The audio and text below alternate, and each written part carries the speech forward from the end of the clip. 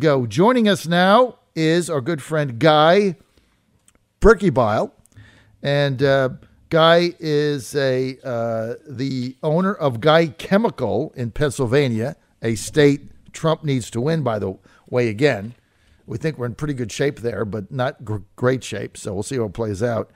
And he testified before the House U.S. Ways and Means Committee with a subcommittee on select revenue measures on the impact of the Tax Cuts and Job Act, and that was only about a week ago, February 13th.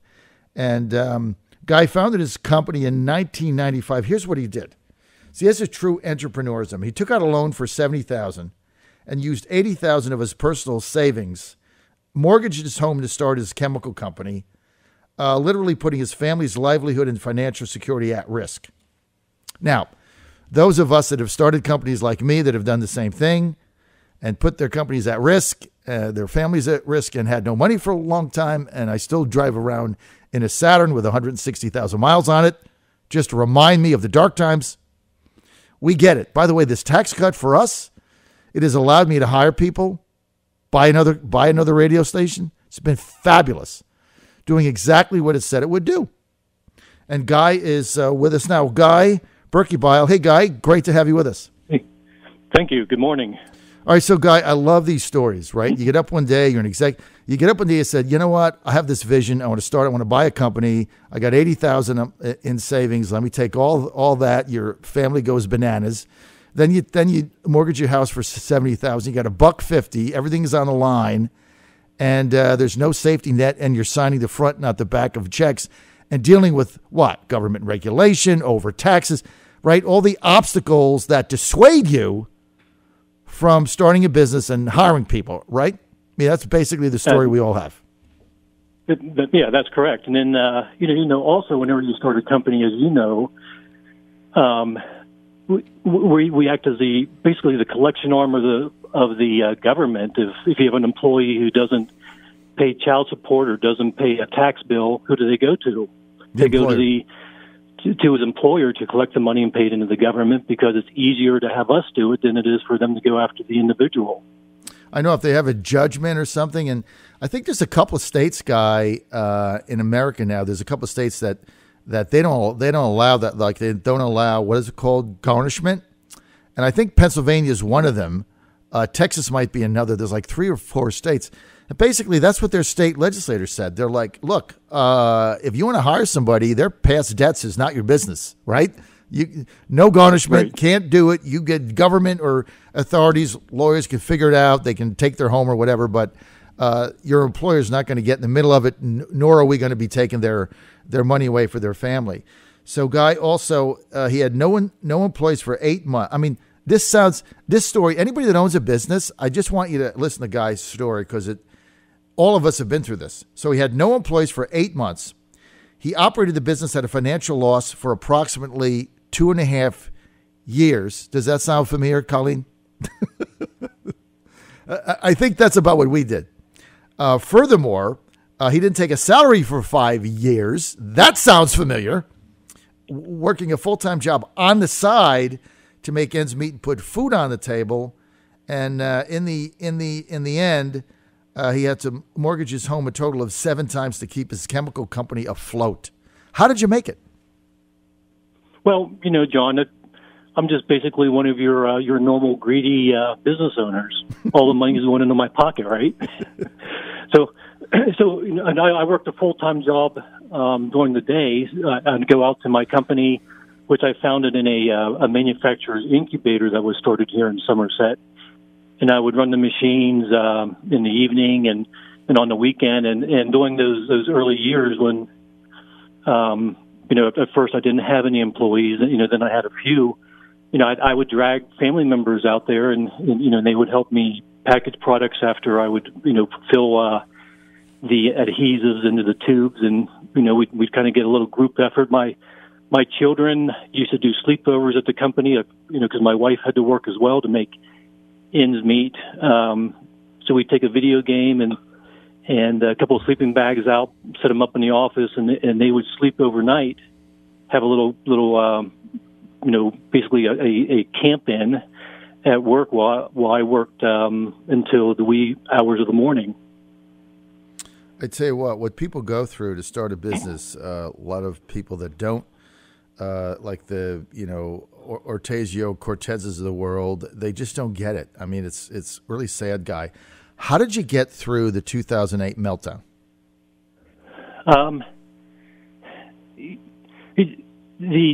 The Trib in Pittsburgh did an article because we were actually, our sales went flat during the financial crisis. We really did not go down, so we were fortunate. Mm-hmm. But we were building an expansion on our building, and I had to take out 4 separate loans. Mm-hmm. The Tribune in Pittsburgh did an article on me and how I had to put together 4 separate loan packages in order to pay for the expansion. Wow. Those of us that have been through the recession with a business like I have, it was a pretty dark time. I mean, we lost everything, as I've shared the story. The day the bank called me, and I dealt with a very local bank, and they had auditors coming in, and I guess their balance sheet was upside down or not. It didn't meet the ratios. And the guy called me up on Thursday morning, like 10 o'clock, and said, "Hey, John, I got bad news. Your line of credit, which is $50,000, which covered my payroll because I didn't always have the cash." He said, "We're cutting that to $5,000." And I'm like, "Well, I can't meet payroll tomorrow." He's like, not my problem. I mean, I got to do what I got to do. Just wanted you to know. It's like, okay. So, I mean, all the things went on. Guy Berkebile, the owner of his company, Guy Chemical. Guy, the tax cut, you went to Congress to testify about the Trump tax cut and how it's affected your business. Can you share that testimony with us? Sure. Yeah. Now that the Democrats are in charge of the House, they're trying to set the stage that the tax cuts have left the middle class behind and have not benefited. Basically have not benefited people who are my workforce. So they had 6 witnesses to testify for the Democrats, and then I don't know all the inner workings of politics in the House, but it was 6 witnesses for the Democrats, and then there was me. So I felt like I was a pitcher on a one-man baseball team. Mm-hmm. But I went down there. I took some of my employees and some of the and actually some of their family members along to not only show them that I am a business owner who has used the tax cuts money to invest back into my business and into my employees to create more jobs and make their lives better. But here are some of these people who have benefited. You can actually see them. And I'm just not telling you a story that I'm making up. Well, Guy, this is the issue. First of all, let me thank you for what you've done, and thank you for going to Congress and being a one-man band. But what the Democrats are doing has nothing to do with the middle class and nothing to do with the merits of the tax cut or the economy. What they're doing is basically trying to score a political narrative saying that the Trump tax cuts benefited the rich.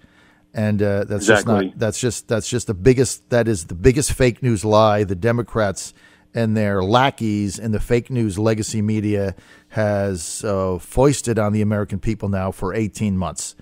Now the taxes are starting to get done, Guy. It's a whole new deal because, I mean, we're in the midst of doing ours, and we are middle class, and we don't make a lot of money in this company, but we have saved enough money in order to buy another radio station because we see the future is better, which means we're going to be hiring people.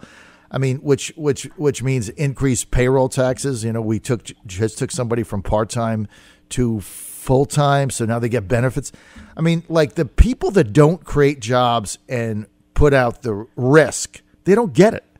They just don't get it. They get paid. I mean, these people in Congress, they get they get paid $179,000. Half the time, they don't even show up for work. They get all the benefits that go with it. They have no clue.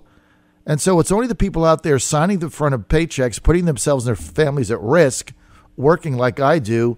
I work an average of about a 17-hour day. That's about my average, right? Because if you can't afford the employees. You have to do all the work, right, Guy? And people don't get this. And so what was there when you gave your testimony and told the subcommittee about how the tax cuts were positively impacting your business and your employees? What was their reaction, Guy? It was most of them were respectful on both sides of the aisle. The Republicans obviously were very supportive. You remember the yada yada yada statement from last week? Mm-hmm. That was in our hearing. So the one Democrat congresswoman, just basically wanted to poo-poo or belittle all of the, basically everything that we have built and invested back into our company and what the economy is doing for minorities, the middle class workers like we have at Guy Chemical. And so basically they didn't want to hear your testimony. Is that what you're saying? Reality? Yeah, correct. And you go in front of Congress like that and they gave me a little bit of a heads up. You're for the most part you're ignored, or I was ignored by the congresswoman on the left side of the aisle, and then I was held up by the ones on the right side. But what we have done with the tax cuts, you've seen. I'm sure, John, that you've seen the news reports of what the Tax Cuts and Jobs Act has meant to the manufacturing sector. 2 months after President Trump was elected, mm-hmm. Immediately whenever he was elected, mm-hmm. optimism just made a 180-degree turn. Mm-hmm. Things started to shoot up through the roof, and then the tax cuts just basically threw fuel on the fire, and mm-hmm. we have been going gangbusters. We've been trying to catch our breath for like the last 12 months or so. Well, what the Congress people, many of them that you testified in front of, Guy, and I appreciate you doing that. We're with Guy Berkebile. He's a founder and owner of Guy Chemical business. He started in '95 with $150,000 of borrowed money and savings. Worked 2.5 years at a loss. 5 years without taking a paycheck. Worked a second job to put food on the table. Great story, but not an isolated story. This is what people do when they start businesses, and they go up and down and take on a tremendous amount of risk. But what these congressmen fail to see is small business owners that have been through this, like us, like you and I, have been through the hard times. When they get a tax reduction, they don't take the money and put it under a mattress. I mean, because they're entrepreneurs anyway. I mean, that's why they started a company. So you get extra cash, Guy. What do? You try to expand your business. And what does that mean? That means you're buying things. You're buying equipment. You're hiring people. I mean, we just bought new equipment the other day. Why? Because I can write the whole thing off. And when you're operating like we are on a very thin cash flow margin, I mean, the fact that you can buy something for $10,000 and write it off immediately, that makes you want to buy it rather than put it off, right? I mean, and that $10,000 means that I bought something from a manufacturer who then took that money and invested in something else. And the people you testified for in that subcommittee, the Democrats, Guy, they either don't get it or they don't want to get it. And that's really the issue. Don't you agree? Yeah, I agree. I was in there as somebody from the private sector, telling my story of how I've created jobs and how we're expanding our business. They had their economists, and they had a president of a community college, and then their example of a middle class worker was a school teacher from the D.C. area who can't make ends meet. That's not to me, that's not a private sector job. That was a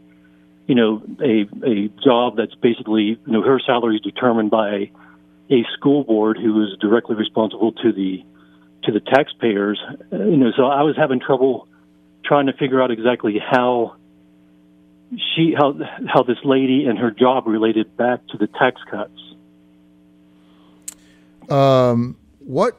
What's your future now, Guy, with these tax cuts? I have a minute.